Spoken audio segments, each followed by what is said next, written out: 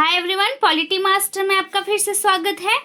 केंद्र राज्य संबंध की अगली कड़ी में आज हम एकीकृत न्याय व्यवस्था के बारे में पढ़ेंगे। हमने पिछली कक्षाओं में देखा है कि हमारे देश का संविधान संघीय ढांचे को अपनाया हुआ है, जिसमें शक्तियों का बंटवारा किया हुआ है विषयों के आधार पर, क्षेत्रों के आधार पर।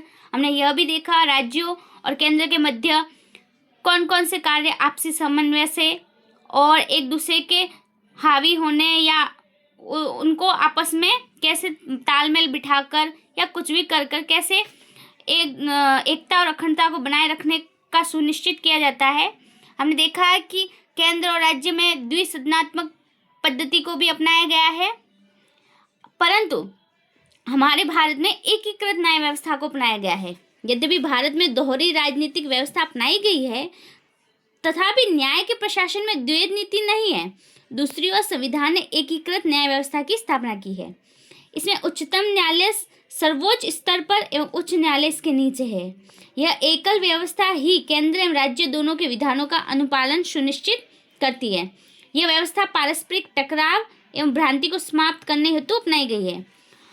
उच्च न्यायालय के न्यायाधीशों की नियुक्ति राष्ट्रपति द्वारा सर्वोच्च न्यायालय के मुख्य न्यायाधीश एवं संबंधित राज्य के राज्यपाल के परामर्श से की जाती है। इन्हें राष्ट्रपति द्वारा स्थानांतरित किया जा सकता है एवं पद से हटाया भी जा सकता है। संसद विधान बनाकर दो या दो से अधिक राज्यों के लिए एक ही उच्च न्यायालय की स्थापना भी कर सकती है। उदाहरण के लिए हम महाराष्ट्र एवं गोवा या पंजाब एवं हरियाणा का एक ही उच्च न्यायालय देखते हैं। आपातकालीन अवधि के संबंध में राष्ट्रीय आपातकाल के समय अनुच्छेद 352 के अंतर्गत 8 केंद्र को इस बात का अधिकार प्राप्त हो जाता है कि वह किसी भी विषय पर राज्य या राज्य को निर्देशित कर सकता है।